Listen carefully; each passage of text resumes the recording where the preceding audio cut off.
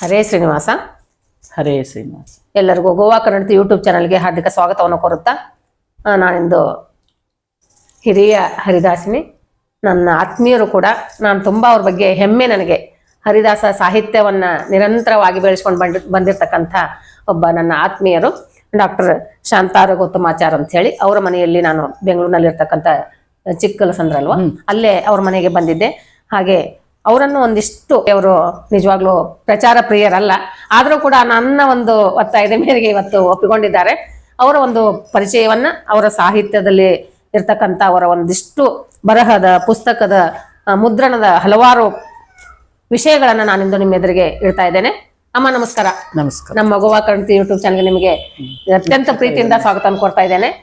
ಒಂದಿಷ್ಟು ವಿಷಯಗಳನ್ನ ಇವತ್ತು ನನ್ನ ವೀಕ್ಷಕರಿಗೆ ನೀವು ನೀಡಲೇಬೇಕು. ಮೊದಲನೇದಾಗಿ, ನೀವು ಹುಟ್ಟಿ ಬಂದಿರತಕ್ಕಂಥ ದಾರಿಯನ್ನ, ಎಲ್ಲಿ ಹುಟ್ಟಿದ್, ನಿಮ್ಮ ತಂದೆ ತಾಯಿ ಸ್ವಲ್ಪ ಪರಿಚಯ ಮಾಡಿಕೊಟ್ಬಿಟ್ಟು ನಾವು ಮತ್ತೆ ಈ ಕಡೆ ಬರೋಣ. ಅದೇ ಹುಟ್ಟಿದ ಪ್ರದೇಶ ಅಂತ ಹೇಳಿಕೆ ತುಂಬಾ ಹೆಮ್ಮೆ. ಪಂಪನ ಬನವಾಸಿ ನಾಡಲ್ಲಿ ನಮ್ಮೂರು, ವರದಾ ನದಿ ತೀರ, ಒಳ್ಳೆ ಕ್ಷೇತ್ರ. ಕೂಸನೂರು ಅಂತ ಅದರ ಹೆಸರು. ಬ್ರಾಹ್ಮಣ ಅಗ್ರಹಾರ ಹಳ್ಳಿಯ, ಇವಾಗ ಬಾಲ್ಯದಿಂದ ನೆನ್ಸ್ಕೊಳಕ್ಕೆ ಒಂದು ಖುಷಿ ಕೊಡುತ್ತೆ ಆ ಊರು. ಆ ಮನೆಯಲ್ಲಿ ಉಪಾಧ್ಯಾಯ ಮನತನ ಅಂತ ಸರ್ನೇಮು. ಆ ಮನೆಯಲ್ಲಿ ಹುಟ್ಟಿದ್. ನನ್ನ ತಂದೆ ಹೆಸರು ರಾಮಾಚಾರು, ತಾಯಿ ಸೀತಾಬಾಯಿ. ನಾವು 8 ಜನ ಅಕ್ಕ ತಂಗಿ ಅಣ್ಣ ತಮ್ಮಂದ್ರು, ಒಡು ಹುಟ್ಟಿದವರು. ಆ ಹಳ್ಳಿಯ ಅವತ್ತಿನ ಜೀವನ ಬಹಳ ಸುಂದರವಾಗಿತ್ತು. ಯಾವುದೇ ನಗರದ ಇದು ಇಲ್ದಿರೋಂಥ ಅದರಲ್ಲಿ ನನ್ನ ಬಾಲ್ಯವನ್ನ ನಾನು ಕಳೆದಿದ್ದು. ಒಗ್ಗಟ್ಟಾಗ್ಲಿ, ಒಂದು ಸಂತೋಷದ ಸಮಯ ಆಗ್ಲಿ ಚೆನ್ನಾಗಿತ್ತು. ಬಾಲ್ಯ ಅಂದ್ರೆ ಒಂದು ನೆನ್ಸ್ಕೊಳಕ್ಕೆ ಒಂದು ಸಂತೋಷದ ಬಾಲ್ಯ. ಆಮೇಲೆ ನಿಮ್ದು ಶಿಕ್ಷಣ ಅಲ್ಲೇ ಆಯ್ತಾ? ಶಿಕ್ಷಣ ಅಂದ್ರೆ ನಮ್ಮಲ್ಲಿ ಅವತ್ತಿನ, ಈಗ ನಾವು ಒಂದು 60 ವರ್ಷದ ಹಿಂದೆ ಹೋಗ್ತೀವಿ, 65 ವರ್ಷದ ಹಿಂದೆ ಅಂತಂದ್ರೆ ಹೆಣ್ಣು ಮಕ್ಳು ಶಿಕ್ಷಣಕ್ಕಷ್ಟು ಇದು ಇರ್ಲಿಲ್ಲ. ಮತ್ತೆ ಹಳ್ಳಿ ಊರು.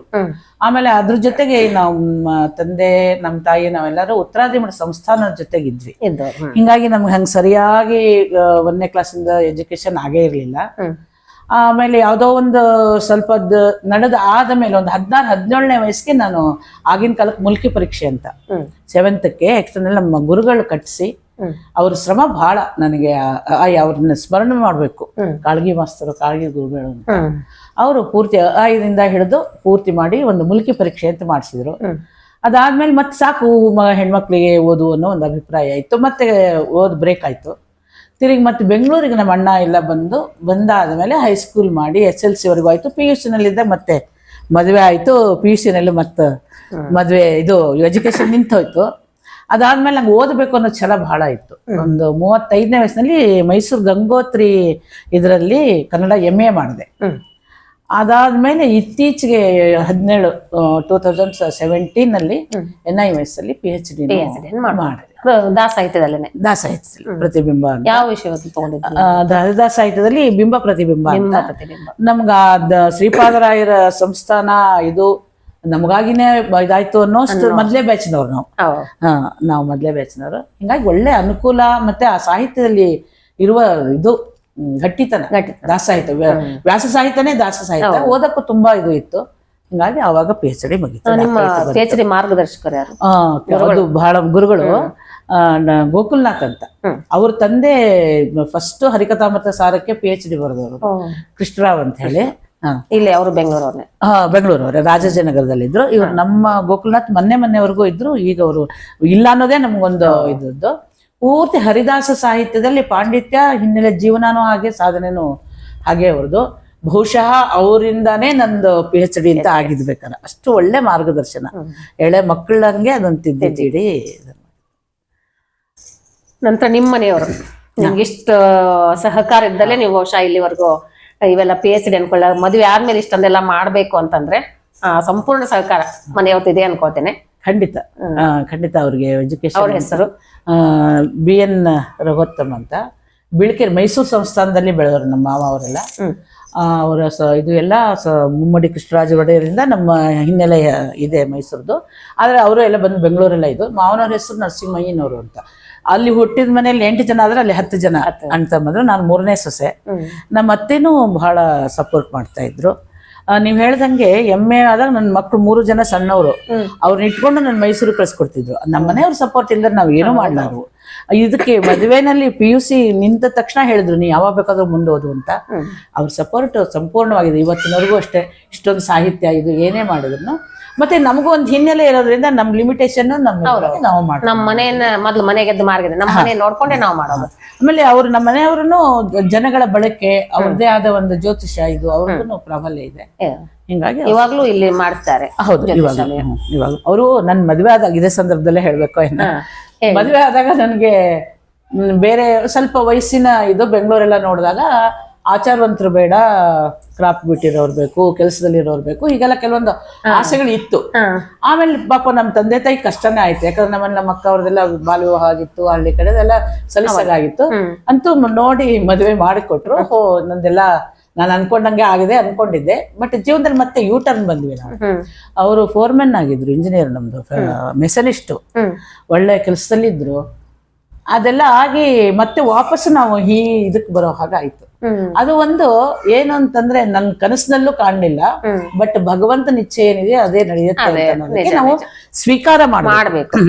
ಅಷ್ಟು ಮನಸಾರೆ ಸ್ವೀಕಾರ ಮಾಡಿದೆ. ಆಮೇಲೆ ಯಾವುದನ್ನೆಲ್ಲ ಆಸೆ ಪಟ್ಟಿದ್ನೋ ಅದು ಭಗವಂತ ಹಿಂಗ್ ಕೊಟ್ಟಿದ್ದಾನಂದಾಗ ಬಹುಶಃ ನಂದು ಎಷ್ಟಿದೆ ನಾ ಇದನ್ನ ಇದಕ್ಕೂ ಆಶ್ಚರ್ಯ ಹೇಳ್ಬೇಕು. ನಾನು ಓದಿದ್ದಕ್ಕಿಂತ ನಮ್ಮ ಮನೆಯವರು 3 ಮಕ್ಕಳ ಆದ ಮೇಲೆ ಪೌರೋಹಿತ್ಯ ಪಾಠ ಕಲಿತು, ಸುಮಧ್ವಿಜಯ ಕಲಿತು ಇದಕ್ ಬಂದು ಪುರೋಹಿತಕ್ಕೆ ಬಂದು ಪ್ರಬಲವಾದ ದೊಡ್ಡ ಪುರೋಹಿತರೆ, ಪ್ರತಿಷ್ಠೆ, ದೇವ್ರ ಪ್ರತಿಷ್ಠೆ ಇದೆಲ್ಲ ಮಾಡಿಸ್ತಾರೆ ಅವರು. ಆಮೇಲೆ ಕಲ್ತಿದ್ದು. ಹಿಂಗಾಗಿ ಒಬ್ರಿಗೊಬ್ರು ಸ್ಫೂರ್ತಿ ನಾವು ಇಬ್ರು ಅದೇ ಇದ್ರಲ್ಲಿ ಇನ್ನಷ್ಟು ಬೆಳಿಲಿಕ್ಕೆ ಅವಕಾಶ ಜಾಸ್ತಿ ಆಯ್ತು. ನಿಜ. ನೀವು ದೊಡ್ಡ ಕುಟುಂಬ ಅಂದ್ರೆ ನಂದು ಇನ್ನೂ ದೊಡ್ಡ ಕುಟುಂಬ. ಈಗಿನ ದಿವಸ ನಾ 7ನೇ ಸೊಸೆ. ಅವಾಗೆಲ್ಲ ಹಾಗೆ ಇರ್ತಿತ್ತು. 12 ಜನ ಇವರು, ನಾನು 7ನೇ ಸೊಸೆ. ನಮ್ಗೆ ಸಣ್ಣ ಹುಡುಗ ಇದ್ದಾಗ್ಲೂ ಅಷ್ಟೇನೆ ಅಬಚಿ, ಚಿಕ್ಕಮ್ಮ, ಸೋದರತ್ತೆಯರು, ಮನೆಯಲ್ಲಿ ಊರಲ್ಲಿ ದೊಡ್ಡವ್ರು ಯಾರ ಇದ್ರೆ ನಮ್ಮಲ್ಲಿ ಏನಾರು ಒಂದು ತಪ್ಕೊಂಡ್ರೆ ಇದು ಕಂಡ್ರೆ ಹೇಳ್ತಾ ಇದ್ರು ಅವರು. ನಾವು ಎಲ್ಲಾರಿಂದನೂ ಕಲ್ತಿದ್ದಕ್ಕೆ ಒಂದು ಯಾವ್ದೋ ಚೌಕಟ್ಟಲ್ಲಿ ಬೆಳೆದು ಬಂದ್ವಿ ಅಂತ ಅನ್ಸತ್ತೆ. ಅವಾಗೆ ನಾವು ಕೂಡು ಕುಟುಂಬದಲ್ಲೇ ಬೆಳೆದವರು. ನಮ್ ದೊಡ್ಡಪ್ಪನ 7 ಮಕ್ಕಳು, ನಾವು 5 ಜನ. ಹಳ್ಳಿ ಮಿದ್ನಾಪುರ ಅಂತ ಅಲ್ಲಿ ಬಿಟ್ಟು ಎಜುಕೇಶನ್ ಶಿಕ್ಷಣಕ್ಕೋಸ್ಕರ ಇಲ್ಕಲಿಗೆ ಮನೆ ಮಾಡಿದ್ದು. ಅಪ್ಪ ಅಮ್ಮ ಅಲ್ಲಿದ್ ಕಳಿಸಿದ್ರು ನಮ್ಗೆ. ಅವ್ರು ಬೇರೆ ನಾವು ಬೇರೆ ಅನಿಸ್ತಾನೆ ಇರ್ಲಿಲ್ಲ. ನಮ್ಮ ಅಪ್ಪ ಕಾಕ ಅಬುಚ್ಚಿ ಅಂತ, ಅವ್ರಿಗೆ ಅಪ್ಪ ಅಮ್ಮ ಅಂತಿದ್ವು. ಆ ರೀತಿ ಬೆಳೆದವ್ರು ನಾವು. ಭೇದ ಭಾವನೆ ಇರ್ತಿರ್ಲಿಲ್ಲ. ಈಗಿನ ಪರಿಸ್ಥಿತಿ ನೋಡ್ಬಿಟ್ರೆ ನನಗೆ ತುಂಬಾ ಹೌದು, ಯಾಕಪ್ಪ ಹೀಗಾಯ್ತು ಪರಿಸ್ಥಿತಿ, ಈಗಿನ ಜೀವನ ಹೇಗೆ, ಮಕ್ಕಳದು ಈಗ ಯಾಕೆ ಹಿಂಗಾದ್ರು, ಒಂದೊಂದೇ ಮಕ್ಳು ಇರೋದು, ಆಮೇಲೆ ಏನಂದ್ರೆ ಸಂಬಂಧಗಳು ಬೇಡ, ಯಾರ ಜೊತೆ ಹೊಂದಾಣಿಕೆ ಇಲ್ಲ, ಯಾಕೆ ಹೀಗಾಗ್ತಿದೆ ಅಂತ ಒಂದ್ಸಲ ನನಗೆ ವಿಚಾರ ಬರುತ್ತೆ. ಯಾಕಾಯ್ತು ಅಂತ ನಿಮಗೆ ಈಗ ಅಲ್ಲಲ್ಲ, ನಿಜವಾಗ್ಲೂ ಇವಾಗ ನೀವು ಯೋಚನೆ ಮಾಡಿ, ಈಗೇನ್ ನಿಮ್ಗೊಂದು ನಿಮ್ಮ ಕೈಯಲ್ಲಿರೋ ಒಂದು ಕಲೆ ಇದೆ, ಇಷ್ಟು ಜನನ ಪ್ರತಿಭೆಗಳು. ನಾನು ಫೇಸ್ಬುಕ್ಕಿಗೆ ಬರಕ್ಕೆ ಇದು ಇರ್ಲಿಲ್ಲ. ಮೊದ್ಲೇ ಯಾರೋ ಇಬ್ರು ಕೇಳಿದಾಗ ನಾನು ಆಗಲ್ಲ ಅಂತಾನೆ ಹೇಳಿದ್ದೆ. ನಿಮ್ಮಿಂದ ನೀವು ಒಂದೊಂದೇ ಹೆಜ್ಜೆ ಇಸ್ಕೊಂಡು ಧೈರ್ಯ ಕೊಟ್ಟು ಬೆನ್ನ ಹಚ್ಚಿ ಇಷ್ಟು ಮುಂದೆ ತಂದ್ರೆ ನಮ್ಗೆ ಈ ಮಾಧ್ಯಮ ಏನಿದೆ ಅಲ್ಲ, ಇದು ಪ್ರಚಾರಕ್ಕೆ ಅಂತಲ್ಲ, ನಮ್ಮ ಒಂದು ಸಂಸ್ಕೃತಿ, ನಮ್ಮ ಸಾಹಿತ್ಯ, ಆಮೇಲೆ ಪ್ರತಿಭೆಗಳು. ನಿಮ್ಮ ಹರಿಸ್ಮರಣಮಲ್ಲಿ ಎಷ್ಟು ಪ್ರತಿಭೆಗಳು ಹಾಡು ಹೇಳ್ತಾರೆ, ಬರೀತಾರೆ, ಇದು ಮಾಡ್ತಾರೆ, ನೋಡಿದ್ರೆ ಬಹಳ ಆಶ್ಚರ್ಯ ಆಗುತ್ತೆ. ಇವತ್ತಮ್ಮ ಕೆಲಸ ನಿಮ್ದು. 113 ಜನ ದಾಸರ ಹಾಡುಗಳ ಮರೆಯನ್ನು ಇವತ್ತು 113 ಜನದವರು. ಸಣ್ಣ ಕೆಲಸ ಅಲ್ಲ, ಇದು ಬಹಳ ದೊಡ್ಡ ಕೆಲಸ. ಬಹುಶಃ ಮುಂದೆ ಒಳ್ಳೆ ಹೆಜ್ಜೆ ಇಡಕ್ ನೀವ್ ಹೇಳಿದ್ರಲ್ಲ, ಅದು ನಮ್ಮ ಎಲ್ಲಾರ ಜವಾಬ್ದಾರಿ. ಒಬ್ಬೊಬ್ಬರಿಗೆ ಒಂದೊಂದ್ ಕೆಲಸ ಕೊಟ್ಟು ಕಳಿಸ್ಬಿಡ್ತಾನೆ ದೇವ್ರು. ಮಾಡಿ ನೀವು ಇದನ್ನ, ನಿಮ್ದು ದೊಡ್ಡ ಕೆಲಸನೇ ಇದೆ ಇದು. ಇಷ್ಟು ಜನಕ್ಕೆ ಇದನ್ನ ಮಾಡ್ಬೇಕಾದ್ರೆ, ಮತ್ತೆ ಇವಾಗ ನಮ್ಮಲ್ಲಿ ಏನಾದ್ರು ಸುಧಾರಣೆ ಆಗ್ಬೇಕು ಅಂದ್ರೆ ನಿಮ್ಮಂತ ಮಾಧ್ಯಮಗಳೇ ನಿಲ್ಬೇಕು. ಯಾಕೆ ಅಂತಂದ್ರೆ ನೀವ್ ಹೇಳಿದ್ರಿ ಈಗ ಅವಾಗ ಯಾಕೆ ಹಂಗಿತ್ತು, ಯಾಕೆ ಹಿಂಗಾಗಿದೆ ಅಂತ ಯೋಚನೆ ಮಾಡ್ಬೇಕು. ನನಗೆ ಸುಮಾರು ಸರಿ ಅನ್ಸುತ್ತೆ. ಈ ಒಂದು ಮದುವೆ ವಿಷಯ ತಗೊಳ್ಳಿ. ಆಗಿನ ಮದುವೆ ಹೆಣ್ಣು ಮಕ್ಳು ಹೇಗಿದ್ರು, ತಂದೆ ತಾಯಿಗಳಿಗಿದ್ರು, ಕೊಟ್ಟ ಮನೆಯಲ್ಲಿ ಹೆಂಗ್ ಹೆಣ್ಮಕ್ಳು ಬಾಳ್ತಿದ್ರು ಒಂದ್ ಕಡೆ. ಆದ್ರೆ ಈಗಿನ ಪರಿಸ್ಥಿತಿ, ಈಗಿನ ಆಧುನಿಕತೆಯಲ್ಲಿ ಹೆಣ್ಮಕ್ಳು ಹೇಗೆ, ತಂದೆ ತಾಯಿಗಳು ಬಂದ ಮನೆಯಲ್ಲಿ ಅಲ್ಲ, 2 ಮುಖಗಳು ಇರ್ತವೆ, ಒಪ್ಕೊಳ್ಳೋಣ ನಾವು. ಆದ್ರೂ ಹೊಂದಾಣಿಕೆ ಅನ್ನೋದು ಬೇಕು. ಅದಾಗ್ಲೇ ಒಂದು ಜೀವನಕ್ಕೆ ವ್ಯವಸ್ಥಿತವಾದ ಮಾರ್ಗ ಸಿಗುತ್ತೆ. ಮುಖ್ಯವಾಗಿ ತಂದೆ ತಾಯಿ ಮೇಲೆ ನಂಬಿಕೆ ಇರಬೇಕು. ನಮ್ಮನ್ನ ಹೆತ್ತವರು ಒಳ್ಳೇದನ್ನೇ ಮಾಡ್ತಾರೆ. ಆ ತಂದೆ ತಾಯಿ ದೇವರು ಒಳ್ಳೇದನ್ನೇ ಮಾಡ್ತಾನೆ, ಅವ್ರನ್ನ ನಂಬಬೇಕು. ನಮ್ಗೆ ಖಂಡಿತ ಯಾವ್ದ್ರಲ್ಲೂ ಸ್ವತಂತ್ರ ಇರ್ಲಿಲ್ಲ. ನಮ್ಮ ತಂದೆ ತಾಯಿ ಮಾತಾಡಿದ್ರು, ಅತ್ತೆ ಮಾವ ನಮ್ಮನ್ನು ತಗೊಂಡ್ರು, ಆದ್ರೆ ಅದ್ರಲ್ಲಿ ಸಂತೋಷ ಇದೆ.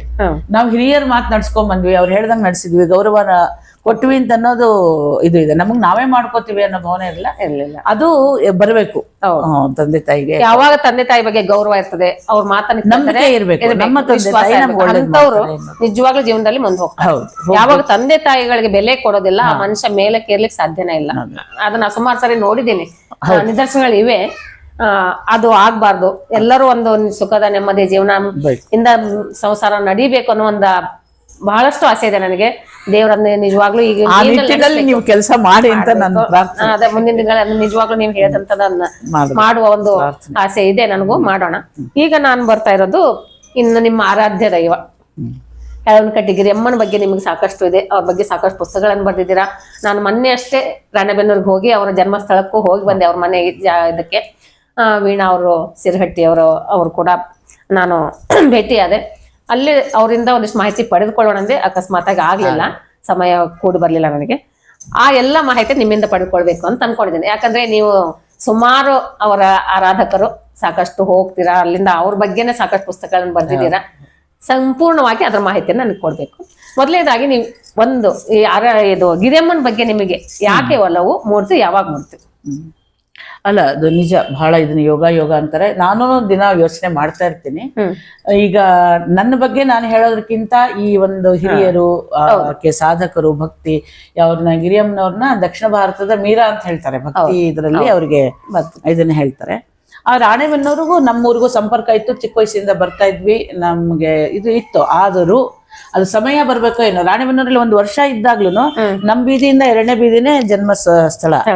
ಅವಾಗಲೂ ಮಹಿಮೆ ಹೇಳ್ತಾ ಇದ್ರು. ಆದ್ರೆ ಅದು ನನಗ್ ಕೂಡಿ ಬಂದಿದ್ದು 1995ರಲ್ಲಿ. ಅದು ಅಷ್ಟ್ರ ಬಗ್ಗೆ ನಂಗೇನು ಗೊತ್ತಿರ್ಲಿಲ್ಲ. ನಮ್ಮ ದೊಡ್ಡಪ್ಪ ಅವರು ಬಹಳ ಪ್ರಸಿದ್ಧರು, BV ಕಟ್ಟಿ ಅಂತ, ಕನ್ನಡ ಟೈಪ್ರೈಟರ್ ಕಂಡುಹಿಡಿದ್ರು, ಇದನ್ನ ಮಾಡ್ತಾ ಇದ್ರು, ಬರೀತಾ ಇದ್ರು, ಬರಹ ಇದು ಎಲ್ಲ ಇತ್ತು ಅವ್ರದ್ದು. ಅವರು ತಾವಾಗಿನೇ ಮನೆಗೆ ಬಂದಾಗ ಬರ್ತಾ ಇದ್ರು, ಬಂದು ಹೋಗಿ ಮಾಡ್ತಾ ಇದ್ರು. ಒಂದ್ಸಲ ಬಂದಾಗ ಈ ಬಗ್ಗೆ ಹೇಳಿದ್ರು. ಅವರು ಕಮ್ಮಾರಗಟ್ಟೆ ಹರಿಹರದ ಹತ್ರ ಇದ್ದಿದ್ದು. ಅವ್ರಿಗೆ ಅಲ್ಲಿ ಸಂಪರ್ಕ ಎಲ್ಲ ಇತ್ತು. ಅಂದ್ರೆ ಗಿರಿಯಮ್ಮನ ಮನೆ, ರಂಗನಾಥ್ ದೇವ್ರ ಗುಡಿ, ಅಲ್ಲಿ ಇತಿಹಾಸ ಎಲ್ಲ ಅವ್ರಿಗೆ ಚೆನ್ನಾಗಿ ಗೊತ್ತಿತ್ತು. ಆವಾಗ ಅವ್ರು ಫಸ್ಟ್ ಒಂದ್ಸಲ ಬಂದಾಗ ಈ ಬಗ್ಗೆ ಹೇಳಿದ್ರು. ನೋಡಮ್ಮ, ಅಧ್ಯಯನ ಮಾಡೋದಾದ್ರೆ ಇಂಥ ಮಹಾತಾಯಿ ಇದ್ದಾಳೆ. ಈಗಿನ ಜನ ಎಲ್ಲ ಕಷ್ಟ, ಅತ್ತೆ ಮನೆ ಹಾಗೆ ಅಂತಾರೆ. ಅತ್ತೆ ಮನೆ ಅತ್ತೆ ಮನೆ, ಆಕೆ ಜೀವನ ಅಲ್ಲಿಂದ ನೋಡ್ಬೇಕು. ನೀ ಒಂದಿಷ್ಟು ಪುಸ್ತಕ ತಗೊಂಡ್ ಬಂದಿದ್ರು ಬರುವಾಗ. ಇಂದುಮತಿ ಮೈಸೂರು ಯೂನಿವರ್ಸಿಟಿಯಿಂದ ಇದಾಗಿದ್ದು ಗಿರಿಯಮ್ಮಂಗೆ ಸಂಬಂಧಪಟ್ಟದ್ದು ಒಂದಿಷ್ಟು ಪುಸ್ತಕ ತಂದುಕೊಟ್ಟು, ಇದನ್ನ ನೀನು ಟೈಮ್ ಇದ್ದಾಗ ಮಾಡೋ. ನಾನು ಸಂಸಾರಸ್ಲು ನಾನು ಈ ಥರ ಓದೋದು ಇದು ಮಾಡೋದು ಅಂತಲೂ ಇಟ್ಕೊಂಡಿರ್ಲಿಲ್ಲ. ಅವ್ರು ಅದನ್ನ ಹೇಳಿದ ಮೇಲೆ ಅದರೊಳಗೆ ಇದು ಬಂತು, ಆಸಕ್ತಿ ಬಂತು, ಅದು ವಿಶಾಲ ಬಂತು. ಮತ್ತು ರಾಣೆಬೆನ್ನೂರ್ಗೆ ಹೋದ್ವಿ. ರಾಣೆಬೆನ್ನೂರ ಜನ್ಮಸ್ಥಳದಿಂದ ಗಿರಿಯಮ್ಮನವ್ರಿಗೆ ಸಂಬಂಧಪಟ್ಟ ಊರುಗಳನ್ನೇ ನಮ್ಮನೆಯವರು ನೀವೇ ಕೇಳಿದ್ರಿ. ಹೌದು, ಯಜಮಾನ್ರು ಅವರೇ ಕರ್ಕೊಂಡೋಗಿ, ನಮ್ಮ ಮನೆಯವರೇ ಕರ್ಕೊಂಡೋಗಿ 4 ಸಲ ಅಷ್ಟು ಊರು ಸುತ್ತಿಸ್ಕೊಂಡು ಅಲ್ಲಿ ಕ್ಷೇತ್ರ ದರ್ಶನ ಮಾಡ್ಕೊಂಡ್ಬಂದು ಅಲ್ಲಿ ವಿಷಯ ಸಂಗ್ರಹ ಮಾಡಿ, ಇದಕ್ಕೆಲ್ಲ ತುಂಬಾ ಸಪೋರ್ಟ್ ನಮ್ಮ ಮನೆಯವರು. ಪ್ರತಿಯೊಂದು ಇದನ್ನ ಮಾಡ್ತಾ ಇದ್ರು. ಮನೆ ಸಂಸಾರಕ್ಕೆ ನಾನು ಹೇಗೆ ಡೆಡಿಕೇಟ್ ಮಾಡಿದ್ನೋ ನನಗಾಗಿ ಅವ್ರು ನಮ್ಮ ಮನೆಯವ್ರು ಮಾಡಿದ್ರು. ಈ ಅನ್ಯೋನ್ಯತೆ ಬರ್ಬೇಕು ಅಂತ. ಯಾಕಂದ್ರೆ ಜೀವನದಲ್ಲಿ, ಕುಟುಂಬದಲ್ಲಿ ಅವ್ರಿಗೆ ಬೇಕಾಗಿದ್ದನ್ನ ನಾವು ಕೊಡ್ಬೇಕು. ಕೊಟ್ಟಾಗ್ಲೇ ಸಮಯ ಇದ್ದಾಗೆಲ್ಲ ನಾ ಕೇಳಿದಾಗೆಲ್ಲ ನಂಗೆ ಅವಾಗ ಮತ್ತೆ ಹೋಗ್ಬೇಕು ಅನಿಸ್ತಿತ್ತು ಆ ಜಗಳಗಳಿಗೆ. ಕಮ್ಮಾರಗಟ್ಟಿಗಾಗಿರ್ಬಹುದು, ಮನೆಬೆನ್ನೂರ್ಗಾಗಿರ್ಬೋದು, ಅವ್ರ ಅತ್ತೆ ಮನೆಗಾಗಿರ್ಬೋದು, ಸುಮಾರು ಸಲ ಹೋಗಿದ್ದೆ. ನಂಗೆ ಇವತ್ತಿಗೂ ಅತ್ತೆ ಮನೆಯವ್ರದ್ದು ತವ್ರ ಮನೆಯವ್ರದ್ದು 2 ಸಂಪರ್ಕದಲ್ಲಿ ಇದ್ದಾರೆ. ಅವ್ರು ಅಷ್ಟು ವರ್ಷದಿಂದ ಸಂಪರ್ಕದಲ್ಲಿದ್ದಾರೆ. ಅದು ಹೇಗೆ ಅಂತ ಬಿಡಿಯಾಗಿ ಹೇಳಕ್ ಹೊಡೆದು 96ನೇ ಇಸ್ವಿಯಲ್ಲಿ ಶುರುವಾಗಿದ್ದು ನಿರಂತರವಾಗಿ ಆದ್ರು ಒಂದಿಲ್ಲ ಒಂದು ಘಟನೆಗಳು, ಸಂಪರ್ಕಗಳು, ಉದ್ದೇಶಗಳು, ಸಾಧನೆಗಳು ನಡೀತಾನೆ ಬಂದಿದೆ. ಅದು ಗಿರಿಯಮ್ಮನೇ ಮಾಡಿಸ್ಕೊಂಡು ಅನ್ಸುತ್ತೆ. ಆ ಶಕ್ತಿ ಮತ್ತೆ ಅಲ್ಲಿ ಗಿರಿಯಮ್ಮನ ಇದು ಆಗ್ಲಿಕ್ಕೆ ನೀವು ಮೊನ್ನೆ ಹೋಗಿ ಬಂದ್ರಿ ಅಂದ್ರೆ ಅವರು ಅಡ್ವೊಕೇಟ್, ಅವರು ಸಿರಹಟ್ಟಿ ಅಂತ, ಅವ್ರು ನೋಡಿ ತಗೊಂಡು ನಾವು ಅದಕ್ಕೆ ಫಸ್ಟ್ ಮಾಡಿದ್ದು ಅಂತಂದ್ರೆ ನಾವು ಉತ್ತರದ ಮಠ ಸ್ವಾಮಿಗಳಿಗೆ ಅದನ್ನ ನಮ್ಮ ಅಪೇಕ್ಷೆ ಹೇಳಿದ್ವಿ. ಅದೊಂದು ಧ್ಯಾನ ಮಂದಿರ ಆಗ್ಬೇಕು, ಜನ್ಮಸ್ಥಳದ್ದು ಒಂದು ಇದು ಆಗ್ಬೇಕು ಅಂತ. ಹಿಂಗಾಗಿ ಅಲ್ಲಿಂದ ಮುಂದೆ ಬರ್ಕೊಂಡು ಬಂತು. ಇವತ್ತು ನಾವು ಬೆಳಗ್ಗೆ ಸಂಜೆ ಜನ್ಮಸ್ಥಳ, ಅವರು ಎಲ್ಲ ಬೆಳೆದಂತ ಬಾಲ್ಯವಂತ ಎಲ್ಲ ಊರುಗಳನ್ನು ನೋಡಿದ್ರಿ. ಆ ನಂತರ ಅವ್ರ ಬಗ್ಗೆ ಇನ್ನಷ್ಟು ನಿಮಗೆ ಜಾಸ್ತಿ ಒಲವು ಬಂತು, ಪ್ರೀತಿ ಬಂತು. ಅದ್ರ ಬಗ್ಗೆನೇ ನಿಮ್ಗೆ ಆಸಕ್ತಿ ಹೆಚ್ಚಾಗ್ತಾ ಹೋಯ್ತು. ಅದ್ರ ಜೊತೆಗೆ ನೀವು ನಿಮ್ಮ ಸಾಹಿತ್ಯ, ಹರಿದಾಸ ಸಾಹಿತ್ಯನೂ ಬೆಳೀತು. ನೀವು ಯಾವಾಗ ಲೇಖನಿಯನ್ನ ಕೈಗೆ ಹಿಡಿದು ಹಾಡನ್ನ, ಕೀರ್ತನೆಯನ್ನ, ದೇವನಾಮನ್ ಬರೆಯೋಕೆ ಸ್ಟಾರ್ಟ್ ಮಾಡಿದ್ದು? ನಾನು ಮೊದಲೇ ಹೇಳಿದೆ, ನಂದು ಎಜುಕೇಶನ್ ಅಷ್ಟು ಕರೆಕ್ಟ್ ಆಗಿ ಬಾಲ್ಯದಿಂದ ಆಗಿರ್ಲಿಲ್ಲ ಅಂತ. ನಂಗೆ 17ನೇ ವರ್ಷ ಒಂದು ಕೋಯಿನ್ಸೈಡು ಏನು ಅಂತ ಗೊತ್ತಿಲ್ಲ, ಘಟಿತ ಘಟನೆನೇ ಅಂತ ಗೊತ್ತಿಲ್ಲ. ರಾಣೆಬೆನ್ನೂರಲ್ಲಿದ್ದಾಗ ಮೊದಲನೇ ಕೃತಿ ಹನುಮಂತೇವ್ರ ಗುಡಿ ಇದರಲ್ಲಿ ಬಂತು. ಅದು ಗಿರಿಯಮ್ಮನವರು ಹನುಮಂತೇವ್ರ ಗುಡಿ ಮೊದಲೇ ಕೃತಿ ಇದೆ ಅಂತ ಹೇಳ್ತಾರೆ, ಇತಿಹಾಸದಲ್ಲಿದೆ. ಅದು ಮೊದಲನೇ ಇದನ್ನ ಬರ್ದೆ. ಅದಾದ ಮೇಲೆ ಭಾವನೆಗಳು ತನಗೆ ಬರ್ತಾ ಇತ್ತು. ಬರಿಲೇಬೇಕು ಅನ್ಸಿತ್ತು. ತುಂಬಾ ದಿವಸ ನಾನು ಯಾವುದೇ ಬರ್ದಿದ್ರು ನನ್ನ ಮಟ್ಟಿಗೆ ನಾ ಬರೋದು, ಓದಿ ಒಳಗಿಡ್ತಾ ಇದ್ದೆ. ಯಾಕಂದ್ರೆ ನನ್ನ ಬಗ್ಗೆ ಅದು ಇದು ಬರಲ್ಲ ಅಂತ. ಹೀಗೆ ಬಂದು ಆಮೇಲೆ ಲೇಖನ ಬರೆಯೋದಕ್ಕೆ ಶುರುವಾಯ್ತು. 76, 77 SLC ಇದಕ್ಕೆಲ್ಲ ಬಂದಾಗ ಈ ಸುಧಾ ಕರ್ಮವೀರ ವಾರಪತ್ರಿಕೆಗಳಲ್ಲಿ ಆಫರ್ ಬರೋದು, ವರದಕ್ಷಿಣೆ ಪಿಡುಗು, ಅತ್ತೆ ಸಸ್ಯ ಜಗಳ, ಈ ತರ ಕೆಲವೊಂದು ಬಂದಾಗ ಅದಕ್ಕೆ ಬರೆಯೋಕ್ ಶುರು ಮಾಡಿದೆ. ಅಲ್ಲಿ ಲೇಖನ ಪ್ರಕಟ ಆಗ್ತಾ ಇತ್ತು. ಆಮೇಲೆ ಹೈಸ್ಕೂಲ್ ಮ್ಯಾಗಝಿನ್ ಹಿಂಗಂಗೆ ಸಣ್ಣ ಸಣ್ಣದಾಗಿ ಶುರುವಾಯ್ತು. ಆ ಶುರುವಾಗಿದ್ದು ಒಂದು ನಮ್ಮ ಗುರುಗಳ ಬಗ್ಗೆ ನನಗೆ ಅಧ್ಯಯನ ಮಾಡ್ತೀನಿ, ನಾನು ಅನಕ್ಷಸ್ಥಲಾಗಿರ್ತೀನಿ ಅನ್ನೋ ಭಾವನೆಯಲ್ಲಿ ಕಾಳಗಿ ಗುರುಗಳು ಅಂತ ಹೇಳಿದೆ. ಅವರು 60 ವರ್ಷನೇ ಶಾಂತಿ ಒಳಗೆ ಅವ್ರ ಬಗ್ಗೆ ಒಂದು ಜೀವನ ಪುಟ್ಟದು 18-20 ಪುಟ ಇತ್ತು ಅಷ್ಟೇನೆ. ಅದು ಮೊದಲನೇ ಕೃತಿ ನಂದು, ಕಾಳಗಿ ಮಾಸ್ತರ್. ನಮ್ಮ ಮಾಸ್ತರು ಕಾಳಗಿ ಮಾಸ್ತರ್, ಅಲ್ಲೆಲ್ಲ ಮಾಸ್ತರು ಅಂತ ಹೇಳ್ತಾರಲ್ಲ. ಮತ್ತೆ ಅವ್ರದ್ದು ಬಹಳ ಆದರ್ಶ ಜೀವನ, ಇಡೀ ನಮ್ಮ ಹಳ್ಳಿಗೆನೆ ಅವರು ತಮ್ಮ ಸರ್ವಿಸ್ ಕೊಟ್ಟವರು. ಹಿಂಗಾಗಿ ಅದನ್ನು ಬರೆದೆ. ಅದಾದ್ಮೇಲೆ 2ನೇ ಪುಸ್ತಕ ಬಹಳ ಆಶ್ಚರ್ಯವಾಗಿ ಬಂತು. ಆವಾಗ ಅಷ್ಟೊತ್ತಿಗೆ ಈ ಹೊರಗಡೆಯ ಪ್ರಪಂಚ, ಬೆಂಗಳೂರು, ಕಾಲೇಜು ಜನ, ಅವಾಗ 1975ರಲ್ಲಿ ಮಹಿಳಾ ದಿನಾಚರಣೆ ಶುರುವಾಯಿತು. ನಮಗ್ ಬೇಡ ಅಂದ್ರೂ ಹೊರಗಡೆಯ ಪ್ರಭಾವ ಹೇರ್ತಿತ್ತು, ನಾವು ಇದ್ದಲ್ಲೇ ಬಂದು ತಲುಪ್ತಾ ಇತ್ತು. ಹಿಂಗಾಗಿ ಆ ಪ್ರಭಾವಕ್ಕೆ ಒಳಗಾಗಿ ಮೊದಲೇ ಪುಸ್ತಕ ಇವಾಗ ಅದ್ರ ಪ್ರಸ್ತಾಪ ಮಾಡ್ಬೇಕು. ಅದಕ್ಕೆ ಸ್ತ್ರೀ ಶಕ್ತಿ ಅಪಾರ ಅಂತಂದು ಬರೆದಾಗ ನನ್ನ ತಲೆನಲ್ಲಿ ಪೂರ್ತಿ ಎಲ್ಲೋ ಒಂದ್ ಕಡೆ ಈ ಲೌಕಿಕ ಸರಿಯಾಗಿದೆ, ಅವ್ರದ್ದು ಕರೆಕ್ಟ್ ಆಗಿದೆ, ಆ ಕಡೆನೇ ಒಲವು ನಂಗೆ. ಅಲ್ಲಿ ಒಂದು ಪುಸ್ತಕ ಬರೆದಾಗ ಒಬ್ರು ಬಂದ್ರು, ನನ್ನ ಮನ್ಸಿಗೆ ಅನ್ಸಿದ್ದನ್ನೆಲ್ಲ ಆ ಪುಸ್ತಕದಲ್ಲಿ ಹಾಕಿದೆ. ಹೆಣ್ಮಕ್ಳ ಬಗ್ಗೆ ಏನೇನು ಇತ್ತು ಅನ್ನೋದನ್ನೆಲ್ಲ ಅದ್ರೊಳಗೆ ಪ್ರಬಂಧ ತರ ಇತ್ತದು. ಅದು ಆಕ್ಚುಲಿ ವೈಶಾಲಿ ಕಾಸರವಳ್ಳಿ ಬಿಡುಗಡೆ ಮಾಡಿದ್ರು, ಇದ್ರೊಳಗೆ ಬಂತದ್ದು, ಟಿವಿ ಒಳಗೆ ಬಂತು ಬಿಡುಗಡೆ ಆಗಿದ್ದ ಪುಸ್ತಕ. ಯಾಕೆ ಅಂದ್ರೆ ಲೌಕಿಕವಾದ ವಿಷಯ ಜಿಸ್ಟ್ ಅದ್ರೊಳಗಿತ್ತು. ನಂಗೆ ಈಗ ಅದು ಅರ್ಥ ಆಗ್ತಾ ಇದೆ. ಅವರೇ ಮಾಡಿದ್ರು, ವೈಶಾಲಿ ಕಾಸರವಳ್ಳಿ ಮಾಡಿದ್ರು. ಅದೆಲ್ಲ ಆದ್ಮೇಲೆ ನಮ್ಮವರೊಬ್ರು ಬಂದು ಆಕಸ್ಮಿಕವಾಗಿ ಈ ಪುಸ್ತಕ ಹೀಗಿದೆ ಹಿಂಗೆ ಅಂತೆಲ್ಲ ಕೂತ್ಕೊಂಡು ಮಾತಾಡಿದ್ರು. ಅದು ಒಳ್ಳೆ ಟರ್ನಿಂಗ್ ಪಾಯಿಂಟ್ ನನಗೆ, ಈಗ ಯಾಕೆ ಹಿಂಗೆಲ್ಲ ಇದೆ ಹಾಗೆ ಅಂತ. ಆವಾಗ ನಾನು ಸರಿಯಾದ ಮಾರ್ಗಕ್ಕೆ, ಸರಿಯಾದ ಅಧ್ಯಯನಕ್ಕೆ ಇಳಿಬೇಕು ಅಂತ ನನಗೆ ಅನಿಸ್ತು. ಅದು ಒಂದು ಜೀವನದಲ್ಲಿ ಆಗಾಗ ನಮ್ಗೆ ತಿರುವುಗಳು ಸಿಗ್ತಾ ಇರುತ್ತೆ ಅಂತ. ಆ ಪುಸ್ತಕ ಆದ ಮೇಲೆ ನಾನು ಲೌಕಿಕದ ಕಡೆ ಹೋಗ್ಲಿಲ್ಲ. ಆಮೇಲೆ ಸಾಕಷ್ಟು ಪುಸ್ತಕಗಳು ಬಂದು, ನಮ್ಮ ಈ ದೊಡ್ಡಪ್ಪ ಹೋದ್ರು, ಅವ್ರ ಬಗ್ಗೆ ಒಂದು ಜೀವನ ಚರಿತ್ರೆ. ನನಗೆ ಪ್ರಭಾವ, ಈ ಜೀವನ ಚರಿತ್ರೆಗಳ ಪ್ರಭಾವ ತುಂಬಾ ಆಗ್ತಾ ಇತ್ತು. ನಾನು ಯಾವಾಗ್ಲೂ ಪುಸ್ತಕಗಳು ಓದೋ ಅಭ್ಯಾಸದಲ್ಲಿ, ಇತಿಹಾಸದಲ್ಲಿ ಆಯ್ತು, ಇದ್ರಲ್ಲಿ ಆಯ್ತು, ಜೀವನ ಚರಿತ್ರೆಗಳನ್ನ ಓದ್ತಾ ಇದ್ದೆ. ಹಿಂಗಾಗಿ ನನ್ನ ಬರವಣಿಗೆನಲ್ಲಿ ಸುಮಾರು ಒಂದು 6-7 ಜೀವನ ಚರಿತ್ರೆ. ನಮ್ಮ ಅತ್ತೆ ಮನೆ ಕಡೆ ಒಂದು ಸುಬ್ರಾಯದಾಸ್ ಅಂತ ಬಹಳ ಅಪರೋಕ್ಷ ಜ್ಞಾನಿಗಳು, ಅವ್ರ ಬಗ್ಗೆ ಒಂದು ಜೀವನ ಚರಿತ್ರೆ ಬರೆದೆ. ಆ ಬರೆಯೋ ಹವ್ಯಾಸ ಅನ್ನೋದು ಶುರು ಮಾಡಿದ್ದು ಬೆಳೀತಾ ಬಂತು. ವಿಷಯಗಳು ಜಾಸ್ತಿ ಆಯ್ತು. ನನ್ನ ವಿಷಯ ಆಯ್ಕೆ ಹೆಂಗಿರತ್ತೆ ಅಂತಂದ್ರೆ, ನಮ್ ಸುತ್ತ ಏನ್ ನಡೀತಾ ಇರೋದು. ಈಗ ಮೊನ್ನೆ ರಜತ ಮಹೋತ್ಸವದಲ್ಲಿ ಬಂದಿರೋ 25 ಪುಸ್ತಕಗಳ ಹೆಡ್ಡಿಂಗ್ ಆಗ್ಲಿ, ಅವ್ರ ಒಳಗಡೆ ತಿರುಳು ಅಷ್ಟೇನೇನೆ. ಅದಕ್ಕೆ ಒಂದು ಹೊಸ ಇದು ಅಂತ ಮಾಡೋ ಹಾಗೆ ಇಲ್ಲ. ಸುತ್ತಮುತ್ತ ಇದ್ದಿರೋದನ್ನ ನೋಡಿ ಅದೊಂದು ಪುಸ್ತಕ ಜಾಸ್ತಿ ದೊಡ್ಡದು ಮಾಡ್ಬೇಕು ಅನ್ನೋ ಉದ್ದೇಶ ಇರಲಿಲ್ಲ. ನನ್ನ ಅನಿಸಿಕೆಯನ್ನ, ಅಭಿಪ್ರಾಯವನ್ನ ಹೊರಗೆ ಹಾಕ್ಬೇಕು ಅಂತ. ಇನ್ನೊಂದು ಇದೇ ಸಮಯದಲ್ಲಿ ನೀವು ಕೇಳಿದಾಗ ಹೇಳ್ಬೇಕು ಅಂದ್ರೆ, ನಾನು ಸಮಾಜದಿಂದ ತುಂಬಾ ತಗೊಂಡಿದೀವಿ. ಸಾಕಷ್ಟು ಜನದ ಜ್ಞಾನ ಇರ್ಬೋದು, ಉಪಕಾರ ಇರ್ಬೋದು, ಎಲ್ಲ ತಗೊಂಡಿದ್ವಿ. ಸಮಾಜಕ್ಕೊಂದು ನಾವೇನಾದ್ರೂ ಕೊಡ್ಬೇಕು ಅನ್ನೋದೊಂದು ಅಪೇಕ್ಷೆ. ನಮ್ಮ ಇದ್ರಲ್ಲಿ ಏನ್ ಮಾಡ್ಬೇಕು ಅಂದ್ರೆ ಪುಸ್ತಕದಲ್ಲಿ ಬರೋದು. ಇವಾಗ ಈ ಪುಸ್ತಕ ಅಂದ ತಕ್ಷಣ ನನಗೆ ಗೊತ್ತಾಯ್ತು, ನೀವು ವೈಯಕ್ತಿಕವಾಗಿ ನಿಮ್ಮ ಎಷ್ಟು ಪುಸ್ತಕಗಳಾಗಿವೆ ನಿಮ್ ಬರೆದಂತ ಬರಹಗಳ ಬಗ್ಗೆ? ಅದೇ ಗಿರಿಯಮ್ಮನ ಅನುಗ್ರಹ. ಆ ಗಿರಿಯಮ್ಮನ ಆರಾಧನೆ ಮೊದಲು ಶುರು ಮಾಡಿದ್ದು 2000ದಲ್ಲಿ. ಅದು ಏನಾಗ್ಲಿ ದೊಡ್ಡವ್ರದ್ದು ಮಾಡ್ಬೇಕು ಅಂತ ಅವ್ರು ಬ್ರಹ್ಮ ಪರಮೆಟ್ಟಿ ಅಂತ ಒಂದು ಚಿಕ್ಕ ಪುಟ್ಟ ಲಕ್ಷ್ಮೀ ಶೋಭಾನದ್ದು ಇರುತ್ತಲ್ಲ, ಅಷ್ಟೇ ಒಂದು ಪುಸ್ತಕ ಅವತ್ತಿನ ಆರಾಧನೆ ಶುರು ಮಾಡಿದೆ. ಆ ಪುಸ್ತಕನ ಶುರು ಮಾಡಿದೆ. ಅದು ಅವತ್ತಿನ ಕಾಲಕ್ಕೆ 5 ರೂಪಾಯಿ ಅಷ್ಟೇ ಇಟ್ಟಿದ್ದು, ಅದೆಲ್ಲ ಕಡೆ ಇದೆ. ಅವ್ರ ಮೇಲೆ ನಾನು ಏನೇ ಮಾಡಿದ್ರು ಗಿರಿಯಮ್ಮ ನೆನ್ಸ್ಕೊಂಡು ಅವ್ರ ಪ್ರೇರಣೆ. ಅವರು ಎಷ್ಟೋ ಸಲ ನಾ ಬರೆದಾಗ ನಾನು ಬರ್ದಿದ್ದೀನಿ ಅಂತ ನಂಗೆ ಅನ್ಸಿರಲ್ಲ. ಯಾಕಂದ್ರೆ ನಂಗೆ ಅಷ್ಟೊಂದು ಜ್ಞಾನ ಇದೆಯಾ, ನನಗೆ ನಂಬಿಕೆ ಇಲ್ಲ ಇಷ್ಟೊಂದು ಇದು ಇದೆ ಅಂತ. ಅವ್ರು ನೆನ್ಸ್ಕೊಂಡು ಬರ್ದಿರ್ತೀನಿ ಆ ತರ. ಆಮೇಲೆ ಪ್ರತಿ ಒಂದೊಂದು ವರ್ಷನೂ ಒಂದೊಂದು ಬುಕ್ಕು ಅಂತ ಇದು ಆಯ್ತು. 25 ವರ್ಷನೂ ಆರಾಧನೆ ಆಯ್ತು, 25 ಪುಸ್ತಕವು ಅವು ಬಂತು. ಅಷ್ಟೊತ್ತಿಗೆ ಅದ್ರ ಮಧ್ಯದಲ್ಲಿ ವಿಷಯಗಳ ಸಂಗ್ರಹ ಇದು ಎಲ್ಲ ಇರ್ತಾ ಇತ್ತು.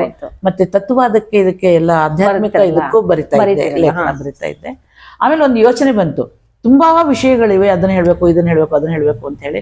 ಬಹುಶಃ 25 ಓದಿದವ್ರು ಯಾರು ಏನ್ ಕಾಮೆಂಟ್ ಮಾಡ್ತಾರೋ ಗೊತ್ತಿಲ್ಲ. ಅದು ನಾನಂತೂ ನನ್ನಿರೋ ವಿಷಯ ಅಷ್ಟು ಅದ್ರಲ್ಲಿ ಹಾಕಿದೀನಿ. ಸುವಿದ್ಯೇಂದ್ರ ತೀರ್ಥರು ಇದನ್ನ ಬರೆದು ಕೊಟ್ರು. ಆ ರಜತ ಮಹೋತ್ಸವದಲ್ಲೂ 25 ಪುಸ್ತಕ, 51 ಪುಸ್ತಕ ಆಗಿದೆ. ಈಗ ಮುಖ್ಯ ಇನ್ನ ನಾನು ಈ ತರ ಬರೆಯೋದಕ್ಕಿಂತ ನಮ್ಮ ಸಮಾಜದ ತಿದ್ದುಪಡಿ, ಸಮಾಜ ಹೇಗೆ ಈಗೇನು ಅನುಭವ ಆಯ್ತು, ಹಿಂದಿನ ಮತ್ತೆ ನಮ್ದು ರಿಪಿಟೇಷನ್ ಆಗ್ಬೇಕು ಹೇಗೆ ಅಂತಾರಲ್ಲ, ಈಗ ಮುಖ್ಯ ಟ್ರೆಡಿಷನಲ್ ಅಂತ ಏನ್ ಹೇಳ್ತೀವಿ ಅದು ಬರ್ಬೇಕು. ನೀವ್ ಹೇಳಿದ್ರಿ ಈಗ 7 ಜನ ಸೊಸೆರು ಹೀಗೆ ಅಂದ್ರೆ, ನಾವೊಂದೇನೊಂದ್ ಬ್ಯಾಚ್ ಅಲ್ಲಿ ಒಂದ್ 50 ದಾಟಿದವ್ರು ಇದೀವಲ್ಲ, ನಮ್ಗೆಲ್ಲ ಆ ಸಂಸ್ಕೃತಿ, ಆ ಅನುಭವ, ಆ ಒಂದು ಹೊಂದಾಣಿಕೆ, ಸಂಸ್ಕಾರ, ಈಗ ಮನುಷ್ಯರ ಒಂದು ಸಂಬಂಧಗಳು, ನಮ್ಗೆ ಯಾರೋ ನಮ್ಮವರು ನೆಂಟರು ಸಿಕ್ಕರು ಅಂದ್ರೆ ಅದಕ್ಕೊಂದು ಖುಷಿ ಎಷ್ಟಾಗುತ್ತೆ ನಿಜವಾಗ್ಲೂ. ನೋಡಿ, ನಾನು ಇವತ್ತಿ 3 ಜನದ್ದು, ನೀವು 3ನೇದವ್ರು ಇವತ್ತು ನಾ ಸಂದರ್ಶನ ಮಾಡಿದ್ದು. ನಂಗೆ ಗೊತ್ತಿಲ್ಲ, ನಮ್ಮ ಹತ್ತಿರದವ್ರು ಏನೋ ಮನೆಯವರೇ ಅನ್ಸುತ್ತೆ ನನಗೆ, ಅಷ್ಟೊಂದು ಸಂತೋಷ ಆಗ್ತಿದೆ. ಅದು ಈಗಿನ ಜನಕ್ಕೆ ಬರ್ಬೇಕು, ಸಂಬಂಧಗಳು, ಬಾಂಧವ್ಯಗಳು ಬೆಳಿಬೇಕು. ದೂರ ಬೇಡ ರೀ, ಅವ್ರವ್ರ ಕುಟುಂಬದಲ್ಲಿ ತಂದೆ ತಾಯಿ, ಮಕ್ಕಳು, ಅಜ್ಜಿ ತಾತ, ಈ 3 ಜನರೇಷನ್ ಒಂದಾಗ್ಬೇಕು. ಅದು ಬಹಳ ದೂರ ಅಲ್ಲ ಅದು. ಇದು ನಿನ್ನೆ ಇವತ್ತು ನಾಳೆ ಅಂತ ತಗೊಂಡ್ರೆ ಅದು ನಿನ್ನೆದು ಅಜ್ಜಿ ತಾತ, ತಂದೆ ತಾಯಿ, ಮಕ್ಕಳು, ಇದನ್ನ ಕೂಡಿಸ್ಬೇಕು ನೋಡಿ. ಇದ್ರದ್ದು ಬಹಳ ಅಂದ್ರೆ ಈಗ ನಮ್ಗೆ ದುಡ್ಡೇ ಮುಖ್ಯ ಅಲ್ಲಮ್ಮ, ಸಂಬಂಧಗಳು ಮುಖ್ಯ ಆಗ್ಬೇಕಾಗಿದೆ. ಹಿರಿಯರ ಏನು ಅವ್ರಿಗೆ ಹಿರಿಯರ ಒಂದು ಆಚಾರ ವಿಚಾರಕ್ಕೆ ನಾವು ಬೆಲೆ ಕೊಡ್ಬೇಕಾಗಿದೆ. ಅವೆಲ್ಲ ಮರೆತು ಹೋಗ್ತವೆ, ಮಾಸಿ ಹೋಗ್ತವೆ. ಅವು ಸ್ವಲ್ಪ ಉಳಿಸ್ಬೇಕು. ನಾವು ಎಲ್ಲ ಮುಂದಿನ ಪೀಳಿಗೆಗಳು ಒಂದ್ ಸ್ವಲ್ಪ ಮನನ ಮಾಡ್ಕೊಳ್ಬೇಕು. ಹೀಗೆ ಹಿಂದೆಗಿತ್ತು ಅದನ್ನೇ ನಾವು ಅನುಸರಿಸ್ಕೊಂಡು ಹೋಗ್ಬೇಕು. ತಮ್ಮ ಮಕ್ಕಳಿಗೂ ಅದು ಮುಂದುವರಿಬೇಕು. ನಮ್ಮ ಏನು ಕುಟುಂಬದ್ದು ಏನು ಸಂಪ್ರದಾಯ ಪದ್ಧತಿ ಅವು ಮುಂದುವರಿಸ್ಬೇಕು ಅನ್ನೋದನ್ನು ಎಲ್ಲ ಜನರಲ್ಲಿ ಮುಖ್ಯವಾಗಿ ನಾನಂತೀನಿ ಹೆಣ್ಮಕ್ಳ ಹತ್ರ ಬರ್ಬೇಕು. ಅವರೇ ಮುಂದ್ ಬರ್ಬೇಕು, ಅವರಿಂದನೇ ಇದು ಬೆಳೆಯೋದು ಅಂತ ನನಗೆ ಅನಿಸ್ತಾ ಇದೆ. ತೊಟ್ಲು ತಗೋ ಕೈ ಜಗವನ್ನೇ ತೂಯಿತು ಅಂತ ಹೇಳಿ, ಮತ್ತೆ ತಾಯಿ ಅನ್ನೋ ಸ್ಥಾನದಲ್ಲೇನೆ ಬರ್ಬೇಕು. ಅದಕ್ಕೆ ಸ್ಟಡಿ ಮಾಡಬಹುದು ಅನ್ಸುತ್ತೆ, ನಾವು ಮಾಡಿ ಅದನ್ನ ಗಮನಕ್ಕೆ ತರಬೇಕು. ಮುಂದಿನ ದಿನದಲ್ಲಿ ಅಕಸ್ಮಾತ್ ನಾನು ನೆಕ್ಸ್ಟ್ ಯಾವಾಗಾದ್ರೂ ಬಂದಾಗೆ ನೀವು ಇವ್ರ ಒಂದ್ 3-4 ಜನ ಸೇರಿಸಿ ಅದ್ರ ಬಗ್ಗೆ ಒಂದು ಚರ್ಚೆ ಮಾಡೋಣ, ಮಾಡ್ಬೇಕು, ಒಂದ್ ವಿಷಯವನ್ನ ಇಡೋಣ ಅಂತ. ಅನುಭವದ ಮಾತು ಹೇಳ್ಬೇಕು. ಬಹುಶಃ ಈ ತೆನಾಲಿ ರಾಮಕೃಷ್ಣನ್ ಈ ಮಕ್ಕಳಿಗೆ, ಈ ಜನರೇಷನ್ಗೆ ಇದ್ರ ರುಚಿನೇ ಗೊತ್ತಿಲ್ಲ. ಆ ರುಚಿ ಗೊತ್ತಾದ್ರೆ ಅದಕ್ಕೊಂದು ಅಪೇಕ್ಷೆ ಪಡ್ತಾರೆ. ಆ ರುಚಿ ತೋರ್ಸ್ಬೇಕು ನಾವೆಲ್ಲರೂ. ಅದು ನಮ್ಮ ಕರ್ತವ್ಯ. ಅದು ನಾವೇ ಮಾಡ್ಲಿಕ್ಕಂದ್ರೆ ಅವ್ರಿಗೆ ಹೆಂಗ್ ಗೊತ್ತಾಗಲ್ಲ ಅಲ್ವಾ? ಅದಕ್ಕೆ ನಮ್ಮ ಅನುಭವಗಳು ಹೇಳಿ, ನಮ್ಮ ಇದನ್ನ ಹೇಳಿ ಅವ್ರಿಗೆ ಮಾಡ್ಬೇಕು. ಸ್ವಲ್ಪ ಇದು ಪುನರುತ್ಥಾನ ಕಾಲ ಇವ್ರೆ. ಯಾಕೆಂದ್ರೆ ಸೆಂಟ್ರಲ್ ಗೌರ್ಮೆಂಟ್ ಇಂದ ಹಿಡಿದು ನಮ್ಮ ಮೋದಿ ಅವರಿಂದ ಹಿಡಿದು ಎಲ್ಲಾ ಒಂದು ಒಳ್ಳೆ ಕಾಲ ಬಂದಿದೆ. ಈಗ ರಾಮರಾಜ್ಯದ ನಿಜವಾಗ್ಲೂ ರಾಮರಾಜ್ಯದಲ್ಲಿ ಹೊರಟಿದ್ವಿ, ಅದನ್ನ ನಾವು ಕೈಗೂಡಿಸ್ಬೇಕು. ಅಳಲ್ ಸೇವೆಯನ್ನ ನಾವೆಲ್ಲರೂ ಮಾಡ್ಬೇಕು ಅಷ್ಟೇನೆ. ಯಾಕಂದ್ರೆ ದೇಶ ಒಳ್ಳೆ ಒಂದು ಇದ್ರಲ್ಲಿ ಆಶಾದಾಯಕವಾಗಿದೆ. ಕರ್ತವ್ಯ ಅದು ನಿಜ, ಪ್ರತಿಯೊಬ್ಬ ಮಹಿಳೆಯ ಸದಸ್ಯರ ಕರ್ತವ್ಯ. ಮನಸ್ಸು ಮಾಡಿದ್ರೆ ಆಗತ್ತೆ. ಹೆಣ್ಮಕ್ಳು ಮನಸ್ಸು ಮಾಡಿದ್ರೆ ಎಂಥದ್ದೆಲ್ಲ ಸಾಧಿಸಿದ್ದಾರೆ. ಇಲ್ಲ, ನಾನು ಒಂದು ನನಗೆ ಅನ್ಸಿದ್ದು, ದಯವಿಟ್ಟು ವೀಕ್ಷಕರು ತಪ್ಪು ತಿಳ್ಕೊಬಾರ್ದು ಯಾರನ್ನು. ಹೆಣ್ಮಕ್ಳಿಗೆ ನಾವು ಶಿಕ್ಷಣ ಕೊಡ್ಬೇಕು, ಬೇಡ ಅಂತಿಲ್ಲ. ಶಿಕ್ಷಣ ಬೇಕು, ಕೆಲಸನೂ ಮಾಡ್ಲಿ. ಎಲ್ಲಿ ಅವಶ್ಯಕತೆ ಇದೆ ಅವ್ರ ಕೆಲಸ ಮಾಡ್ಲಿ. ಎಲ್ಲಿ ಅವಶ್ಯಕತೆ ಇಲ್ಲ ಮನೇಲಿರಿ. ಮಕ್ಕಳಿಗೆ ನಿಮ್ ಶಿಕ್ಷಣದ ಅವ್ರಿಗೊಂದು ವಿದ್ಯಾರ್ಥಿ ಕೊಡಿ, ಅದನ್ನ ಬೆಳೆಸಿ ಮಕ್ಕಳಿಗೆ. ಅವಾಗ ಒಂದು ಫ್ಯಾಮಿಲಿ ಸಂಸಾರ ಏನೋ ಕುಟುಂಬ ಉದ್ಧಾರ ಆಗುತ್ತೆ ಅಂತ ನನಗನ್ಸುತ್ತೆ. ಅಲ್ಲ, ನಿಮ್ಮ ಮನಸ್ಸಿಗೆ 100% ಕರೆಕ್ಟ್. ಯಾಕಂದ್ರೆ ಹಿಂದೆ ದುಡ್ಡು ಇಲ್ದೇ ಇದ್ರು ಜೀವನ ಎಷ್ಟು ಒಗ್ಗಟ್ಟಾಗಿ ನಡೀತಾ ಇತ್ತು. ಹಂಚ್ಕೊಂಡು ತಿಂತಾ ಇದ್ವಿ. ಮನೆಯಲ್ಲಿ ಒಬ್ರು ಓದಿದ ಪುಸ್ತಕ ಬಿಟ್ಟು ಓದಿರೋರು ಓದ್ತಾ ಇದ್ವಿ. ಅದು ಸಂತೋಷವಾಗಿದ್ವಿ. ದುಡ್ಡು ಜಾಸ್ತಿ ಇದೆ ಇವಾಗ, ಅದಕ್ಕೆ ಜಾಸ್ತಿ ಆಗ್ಬಾರ್ದು. ಯಾವಾಗ್ಲೂ ಬ್ಯಾಲೆನ್ಸ್ ಆಗ್ಬೇಕು ಅಂತಂದ್ರೆ ಸರ್ವಿಸ್ ಬೇಕು. ನಮ್ಮ ಮನೆಯಲ್ಲಿ ನಮ್ಮ ಸಂಸಾರದಲ್ಲೇ ಒಂದ್ ಮಕ್ಳು 2 ಮಕ್ಳು ಬ್ಯಾಂಕಲ್ಲಿ ಎಂತ ಒಳ್ಳೆ ಕೆಲಸದಲ್ಲಿ ಇದ್ಲು. ನಮ್ಮ ತಾಯಿಯವರೆಲ್ಲ ಎಷ್ಟು ಸಾಕು ದುಡ್ಡು ತಂದಿದ್ದು, ಒಬ್ರು ತಂದದ್ದನ್ನು ಸುಖವಾಗಿ ಬದುಕ್ರಿ ಅಂತ. ಎಷ್ಟು ಒಳ್ಳೆ ಯೋಚನೆ ಅಲ್ವಾ? ನಮ್ಗೆ ಯಾಕೆ ಯೋಚನೆ ಬರಲಿಲ್ಲ? ಬರೀ ದುಡ್ಡು ಬರ್ತಾ ಇದೆ, ಜೀವನ ಕಳ್ಕೊತಾ ಇದೀವಿ. ಅದಾಗಬಾರ್ದು. ಗೊತ್ತಿದೆ, ಏನೇ ಇರ್ಲಿ ಎಲ್ಲ ಇತಿಮಿತಿ ಒಳಗಿರ್ಬೇಕು. ಅಂದಾಗೆ ಸುಖ ಸಂಸಾರ ಅಲ್ವಾ? ಸುಖ ನೆಮ್ಮದಿಯಿಂದ ನಾವು ಜೀವಿಸಬಹುದು. ನಾವು ಅದನ್ನ ಇವತ್ತಿನ ದಿವಸ ನಿಮ್ಮಂಥವ್ರು ನನಗೆ ಬಹಳ ಸಲ ಅನಿಸ್ತಿತ್ತು, ಅಷ್ಟು ಹೊರಗೆ ಹೋಗ್ಬಾರ್ದು ಅಂತ. ಇವಾಗ ಅನಿಸ್ತಾ ಇದೆ ಅವಕಾಶ ನಮ್ಮ ಭಾವನೆಗಳನ್ನ ಹೇಳ್ಬೇಕು, ಮಕ್ಕಳಿಗೆ ಮುನ್ನವ್ರಿಗೆ ತಿಳಿಸ್ಬೇಕು. ಹೌದೌದು, ಅವ್ರಿಗೆ ಸಮರ್ಥರಿದ್ದೀರಿ ನೀವು. ನಾನು ಗೋವಾ ಕನ್ನಡತಿ ಯೂಟ್ಯೂಬ್ ಚಾನಲ್ ಹಾಗೆ ಹೆಸರು ಹರಿಸ್ಮಣ್ಣಂ ಆರಂಭ ಮಾಡಿದ್ದೆ ಇದೇ ಉದ್ದೇಶ. ದೇವ್ರು ನನಗೆ ಅದ್ ಮನಸ್ಸಿನಲ್ಲಿ ಕೊಟ್ಟ. ಎಷ್ಟೋ ಜನ ನೋಡಿ, ನಿಮ್ಮಂತವ್ರು ಎಷ್ಟು ಜನ ಸಾಕಷ್ಟು ಸಾಧಕರಿದ್ದಾರೆ. ಇವತ್ತು ಶಕುಂತಲಾಬಾಯಿ ಅವ್ರು ಮಾಡ್ದೆ, ಆಮೇಲೆ ನಾಮಗಿರಿಯಮ್ಮ 90 ಎಷ್ಟು ಪ್ರತಿಭೆಗಳಿವೆ. ಅವರು ಪಾಪ ಮನೆ ಬಿಟ್ಟು ಮಾಡಿದಾರೆ ಪುಸ್ತಕಗಳನ್ನ. ಕುಟುಂಬದಲ್ಲಿ ಅಷ್ಟೇ, ಹೊರಗಡೆದವ್ರಿಗೆ ಗೊತ್ತಿಲ್ಲ. 4 ಜನರಿಗೆ ತಿಳಿಸ್ಬೇಕು. ಅದನ್ನ ಅವಕಾಶಗಳು ಇರೋದಿಲ್ಲ. ಹೀಗಾಗಿ ಇಂಥ ಒಂದು ಏನೋ ಗೊತ್ತಿಲ್ಲ, ದೇವ್ರು ನನ್ಗೆ ಆ ಒಂದು ಇದನ್ನ ಕೊಟ್ಟಿದ್ದಾನೆ, ಕೆಲಸ ಕೊಟ್ಟಿದ್ದಾನೆ, ನನಗೆ ಒಳ್ಳೆ ಕೆಲಸ ಕೊಟ್ಟಿದ್ದಾನೆ, ಅಷ್ಟು ಇದು ಕೊಟ್ಟಿದ್ದಾನೆ. ಇದ್ರ ಮುಖಾಂತರ ನಿಮ್ಮಂತವರಿಂದ ಒಂದಿಷ್ಟು ವಿಷಯಗಳನ್ನ ನಾನು ವೀಕ್ಷಕರಿಗೆ ಕೊಡಬೇಕು ಅಂತ ಆಸೆ ಅಷ್ಟೇ. ಇಲ್ಲ, ನಮ್ಗೆ ಅವಕಾಶ ಕೊಟ್ಟಿದ್ದೆ ಒಂದಿಷ್ಟು ನಂಗೆ ಅನ್ನಿಸ್ತಾ ಇರುತ್ತೆ. ಮೊನ್ನೆ ಕೂಡ ಹೇಳಿದ್ರಿ ನೀವು, ಇನ್ನು ಮತ್ತೆ ಹೇಳಿ ಅಂತ ಹೇಳಿ. ನಮಗೆ ಯಾವುದೇ ಒಂದು ವಿದ್ವತ್ತು ಅಂತಲ್ಲ, ಪ್ರಾಕ್ಟಿಕಲ್ ಜೀವನ ಅದು ಬೇಕು ಅಂತ ವಿಚಾರ ಮಾಡ್ಬೇಕು ನಾವು ಪ್ರತಿಯೊಬ್ಬರು ನಿಜವಾಗ್ಲೂ. ನಂತರ ಇದ್ರಲ್ಲಿ ನಿಮ್ದು ಗಿರಿಯಮ್ಮನವರ ಭಜನಾ ಹಾಡುಗಳು, ಇದ್ರಲ್ಲಿ ಎಷ್ಟು ಹಾಡುಗಳನ್ನು ಬರ್ದಿದ್ದೀರಾ ನೀವು? ಅವು ಗಿರಿಯಮ್ಮದವ್ರದೇ. ಅದು ಸಂಗ್ರಹ ಮಾಡಿದ್ರು, ಸಂಗ್ರಹ ಮಾಡೋದು. ಇದು ಗೋಕುಲನಾಥ್ ಅವರೇ ಬರೆದಾರೆ. 25 ಹಾಡುಗಳು. ಒಂದ್ ಹಾಡು ಮಾತ್ರ ನಂದು ಗಿರಿಯಮ್ಮನವ್ರಿಗೆ ನಾ ಬರ್ತಿದ್ದು, ಇದ್ರಲ್ಲಿ ಹಾಕಿದ್ರಿ ನೋಡಿ ನಾನು. ಆಮೇಲೆ ಈಗ ಮುಂದೆ ಈ ಗಿರಿಯಮ್ಮನವ್ರಿಗೆ ಒಟ್ಟು ಅವರು ಹಾಸುವಕ್ಕಾಗ್ಬಿಟ್ಟಿದ್ದಾರೆ ನನಗೆ. ಅವ್ರ ಕೃತಿಗಳಲ್ಲಿ ಎಲ್ಲಾನು ಅಧ್ಯಯನ ಮಾಡ್ದಂಗಾಗಿದೆ. ಇನ್ನು ದೀರ್ಘ ಕೃತಿಗಳು ಅಂತ ಒಂದು 5 ಕೃತಿಗಳಿವೆ. ಈ ವರ್ಷ ಒಂದು ಮೈತ್ರಿಯಿಂದನೇ ಅವರು ಪ್ರಕಟ ಮಾಡಿದ್ರು, ಉದ್ದಾಲಿಕನ ಕತೆ. ಮಾನ್ಯವಾಗ ಆಯ್ತಲ್ಲ. ಹೌದು ಹೌದು, ಉದ್ದಾಲಿಕನ ಕತೆ ಆಯ್ತು. ಈ ನೆಕ್ಸ್ಟ್ ಇದಕ್ಕೆ 2 ಕೃತಿಗಳು ತಗೊಂಡಿದ್ದೀನಿ. ಅವರ ಪೂರ್ತಿ ಸಂಗ್ರಹ ಅಧ್ಯಯನ ಮಾಡಿದ್ದು ಅಂತ ಮುಗಿಸ್ಬೇಕು ಅನ್ನೋದು ಜೀವನದಲ್ಲಿ ಆಸೆ ಇದೆ. ಭಗವಂತ ಅವಕಾಶ ಕೊಟ್ರೆ 4 ದೀರ್ಘ ಕೃತಿಗಳಿದೆ, ಅದರ ಅಧ್ಯಯನ ಮತ್ತೆ ಪ್ರಕಟಣೆ ಅಂತ ನಂದೊಂದು ಉದ್ದೇಶ ಅಷ್ಟೇ. ಈ ಸ್ತ್ರೀಯರ ಬಿಂಬೋಪಾಸನೆಯಲ್ಲಿ ಇದರಲ್ಲಿ ಏನೇನು ವಿಷಯಗಳನ್ನು ತಗೊಂಡಿದ್ದೀರಾ? ಈಗ ಆಧ್ಯಾತ್ಮಿಕ ಸಾಧನೆ ಎಲ್ಲಾರ್ಗೂ ಬೇಕು. ನಾನು ಯೂಟ್ಯೂಬ್ ಅಲ್ಲಿ ಮಾಡಿರ್ತೇನೆ, ನಂದೇ ಒಂದು ಗ್ರೂಪ್ ಇದೆ, ಎಲ್ಲಾರು ಕೇಳ್ತಾರೆ ಪಾಪ. ಈಗ ಸಾಧನೆ ಅಂತಂದಾಗ ನಮ್ಗೆ ಏನ್ ಅನ್ಸುತ್ತೆ, ನಾವು ಏನ್ ಮಾಡ್ಬೇಕು ಅನ್ನೋದು ಮೊದ್ಲು ತಿಳ್ಕೊಬೇಕು.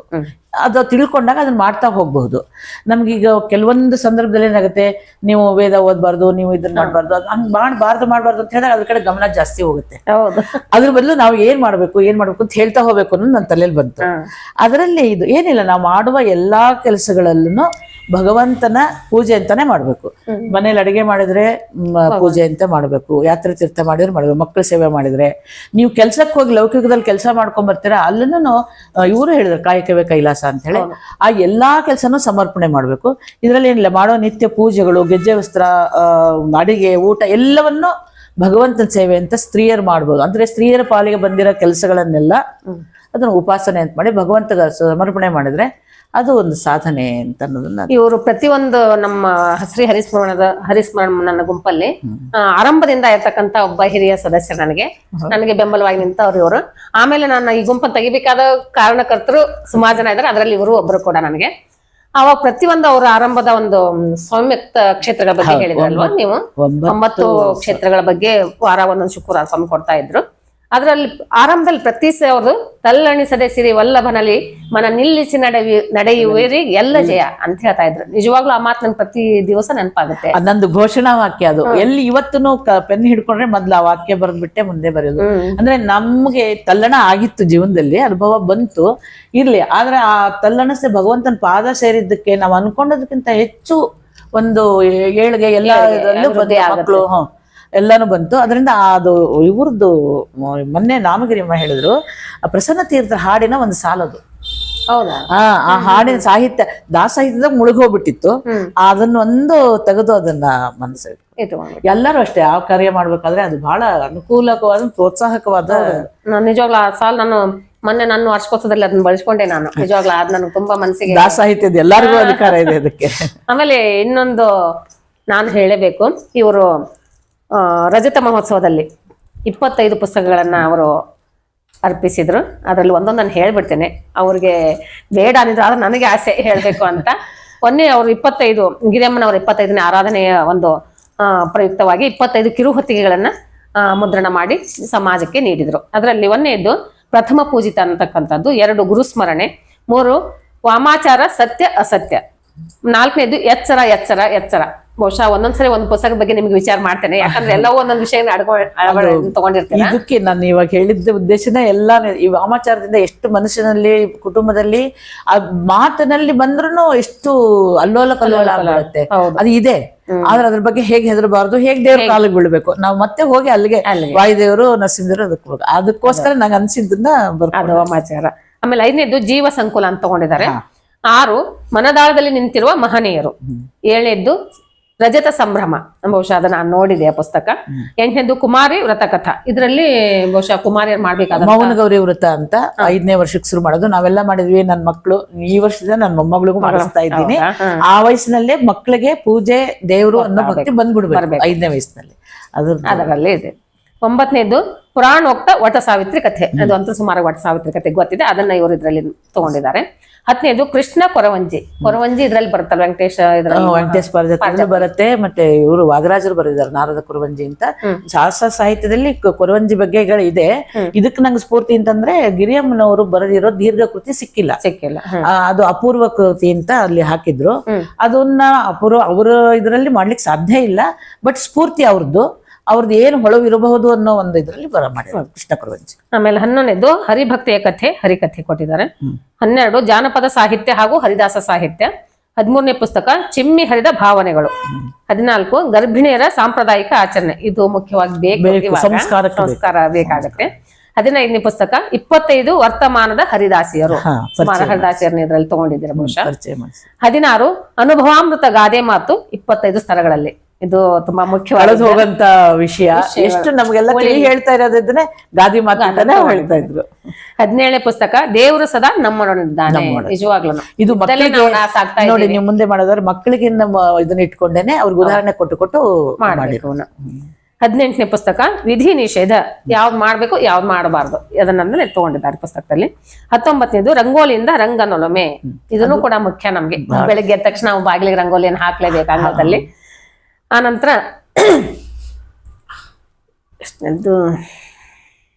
ಎಲ್ಲಿ ಹೋದಿರಿ ನಾನು, ರಂಗೋಲಿಯಿಂದ ರಂಗೋಲಿ. 15ನೇದು 25 ವರ್ತಮಾನದ ಹರಿದಾಸಿಯರಾಯ್ತು. 16ನೇದು ಅನುಭವಾಮೃತ ಗಾದೆ ಮಾತು ಆಗಿದೆ. 17 ದೇವರು ಸದಾ ನಮ್ಮನೊಡನಿದ್ದಾನೆ. 18 ವಿಧಿ ನಿಷೇಧ. 19 ರಂಗೋಲಿಯಿಂದ ರಂಗನೊಲುಮೆ. 20ನೇದು ಭಗವಂತನ ಮುಡಿಗೇರುವ ಹೂವುಗಳು. ನಿಜ ಹೇಳ್ತಾರಲ್ವಾ, ಹೌದು, ಸ್ತ್ರೀಯರ ಮುಡಿಗೆ ಇರ್ಬೇಕು, ಇಲ್ಲ ಭಗವಂತನ ಪಾದ ಸೇರಿದ್ರೆ ಎಷ್ಟು ಪುಣ್ಯ ಮಾಡಿವೆ ಅವು ಹೂಗಳು. ಅದ್ರ ಬಗ್ಗೆ ಹೇಳಿರೋದು, ಒಂದ್ ದಿವಸ ಬೆಳಗ್ಗೆ ಅರಳಿ ಸಂಜೆ ಮಾಡೋಂಥವು ದೇವ್ರಿಗೆ ಹೋಗಿ ಸೇರುತ್ತೆ ಅಂದ್ರೆ ಅದ್ರದ್ದು ನೋಡಿ ಎಷ್ಟು ಮಹತ್ವ ಇದೆ. 21ನೇ ಪುಸ್ತಕ ಮೋಕ್ಷ ಸಾಧನೆಯಲ್ಲಿ ಮಹಿಳೆಯರ ಪಾತ್ರ. 22 ಸ್ತ್ರೀಯರ ಬಿಂಬೋಪಾಸನೆ. 23ನೇ ಪುಸ್ತಕ ಹರಿದಾಸ ಸಾಹಿತ್ಯದಲ್ಲಿ ತತ್ವ ಪ್ರತಿಪಾದನೆ. 24 ಭರತ ಭೂಮಿಯ ನರಸಿಂಹದೇವರು. 25ನೇದ್ದು ಮರಣಾನಂದ. ಕೊನೆಗೂ ಕೂಡ ಅದನ್ನು ತಗೊಂಡಿದ್ದೀರಾ ನೀವು, ಹುಟ್ಟಿನಿಂದ ಕೊನೆವರೆಗೂ ಬರ್ಬೇಕು. ಪ್ರಥಮ ಪೂಜಿತದಿಂದ ಹಿಡ್ಕೊಂಡು ಮರಣಾನಂದವರೆಗೂ ತಗೊಂಡಿದ್ದೀರಾ. ಮರಣವನ್ನ ನಾವು ಸ್ವೀಕಾರ ಮಾಡುವಷ್ಟು ಆಗ್ಲೇಬೇಕು. ಸಾವು ಇದ್ದೇ ಇದೆ, ಬರ್ಲೇಬೇಕಲ್ವಾ, ಗೊತ್ತಿರುತ್ತೆ. ಆದ್ರೆ ಅದನ್ನ ಮನನ ಮಾಡ್ಕೊಳ್ಬೇಕು ಅಂತ ಅನ್ನೋದು. ಇದಕ್ಕೆ ನಮ್ಮ ಮಾವನವರು 96 ವರ್ಷ ಇದ್ರು. ಅವರ ಜೀವನನೇ ನನಗೊಂದು ಪಾಠ. ನಾವು ಅವ್ರ ಸೇವೆ ಎಷ್ಟು ಮಾಡಿದ್ವೋ ಇಲ್ಲೋ ಅದು ಖಂಡಿತನ ಹೇಳ. ನಮ್ಮ ಅತ್ತೆ ಮಾವ ಅವ್ರದ್ದು ಅವ್ರ ಜೊತೆಗೆ ಇದ್ದದ್ದಕ್ಕೆ ಕಲ್ತಿರೋ ಪಾಠ ಜಾಸ್ತಿ. 96 ವರ್ಷ ಇದ್ರು ಅವರು. ಅವರ ಇದರಿಂದ ಒಂದು ಬರೆದಿರೋದು. ಆಮೇಲೆ ಹರಿಕತೆ ಇದು ಗಿರಿಯಮ್ಮಂದೆ, ಅದು ಹರಿಭಕ್ತ ಹರಿಕತೆ ಗಿರಿಯಮ್ಮನ ಬಗ್ಗೆನೇ ಜೀವನ ಚರಿತ್ರೆ. ಈಗ ಇದು ಸ್ವಲ್ಪ ನಿಮ್ ಬಗ್ಗೆ ತಗೊಂಡೆ, ಸ್ವಲ್ಪ ಗಿರಿಯಮ್ಮನ ಬಗ್ಗೆ ಅಂತ ಹೇಳ್ಬಿಡ್ಬೇಕು ನೀವು ನನಗೆ.